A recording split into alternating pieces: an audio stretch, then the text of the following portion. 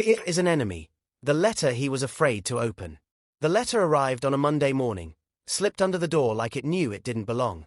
James noticed it immediately. The envelope was thick, official, and heavy in a way paper shouldn't be. His name was typed neatly on the front. No sender he recognized. He picked it up, turned it over once, then placed it carefully on the table. "I'll open it later," he said aloud, as if speaking made the decision final. But deep down, he knew why his hands were shaking. For weeks, James had been waiting. Waiting for confirmation. Waiting for judgment. Waiting for news that could change the direction of his life. That envelope held answers, and answers terrified him. So he avoided it. Day one passed with the letter untouched. Every time he walked past the table, his eyes found it. It felt like it was watching him. Silent. Patient. By day two, the letter had grown heavier, not physically, but mentally. James couldn't focus at work. He replayed possibilities over and over in his mind. What if it's rejection? What if everything I hoped for ends here? What if I'm not good enough after all?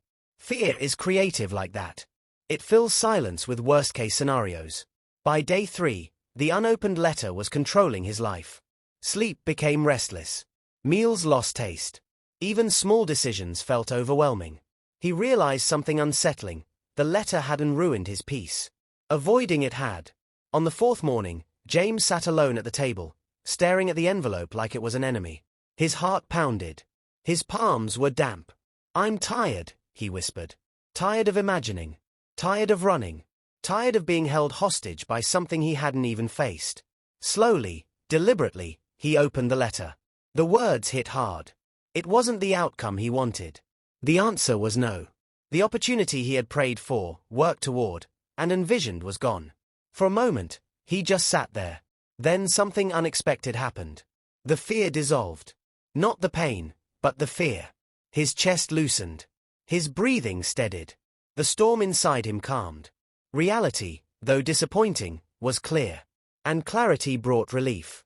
James realized the truth he had been avoiding. Uncertainty had been more painful than rejection. The unknown had tormented him far more than the truth ever could. That afternoon, he went for a long walk. For the first time in days, his mind was quiet.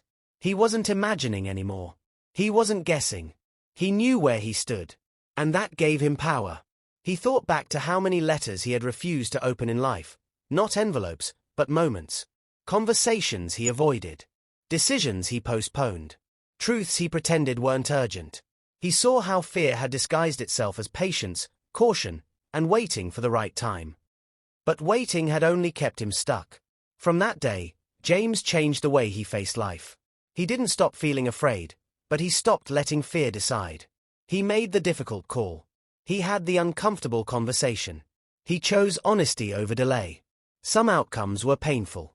Others were surprisingly good. But all of them were freeing. Because James learned something powerful.